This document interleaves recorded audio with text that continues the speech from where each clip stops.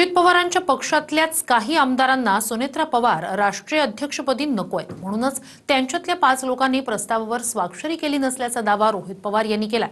पाहूया. सुनेत्रा पवार राष्ट्रवादीच्या राष्ट्रीय अध्यक्ष व्हाव्या या प्रस्तावावर दादांच्याच 5 आमदारांनी स्वाक्षरी केली नसल्याचा दावा रोहित पवार यांनी केलाय. त्यामुळे सुनेत्रा पवार राष्ट्रीय अध्यक्षपदी नको असं सूर असणारे दादांचे ते 5 आमदार कोणते याबद्दल तर्कवितर्क सुरू आहेत.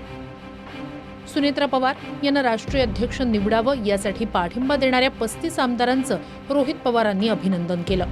मात्र स्वाक्षरी न करणाऱ्या 5 ते 6 जणांना सुनेत्रा पवार अध्यक्ष होऊ नये असं वाटतं का? नाव न घेता प्रफुल्ल पटेल आणि सुनील तटकरेंवर रोहित पवारांनी टीका केली.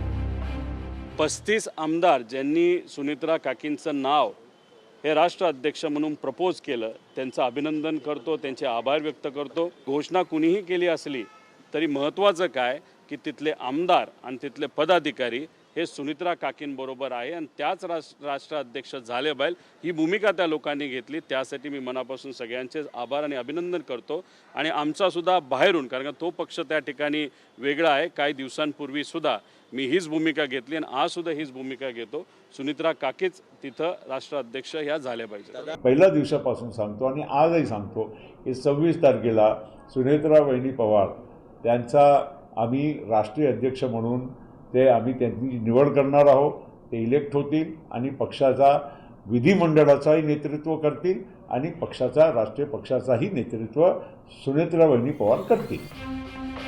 अजित पवारांच्या निधनानंतर दादा गटातील जे आमदार आणि नेते माध्यमांसमोर आले त्यापैकी साऱ्यांनीच सुनेत्रा पवारच राष्ट्रीय अध्यक्षा व्हाव्या म्हणून प्रतिक्रिया दिली होती. मात्र प्रस्तावावेळी कोणत्या 5 ते 6 जणांनी स्वाक्षऱ्या केल्या नाहीत, त्यामागे कारण काय याबद्दल अद्याप प्रश्न आहेत.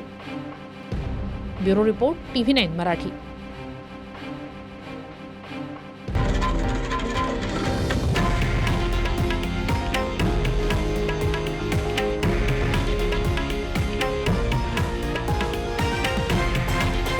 हे आहे देशातील नंबर 1 न्यूज नेटवर्क आणि आपण पाहत आहात TV9 मराठी, एकमेव.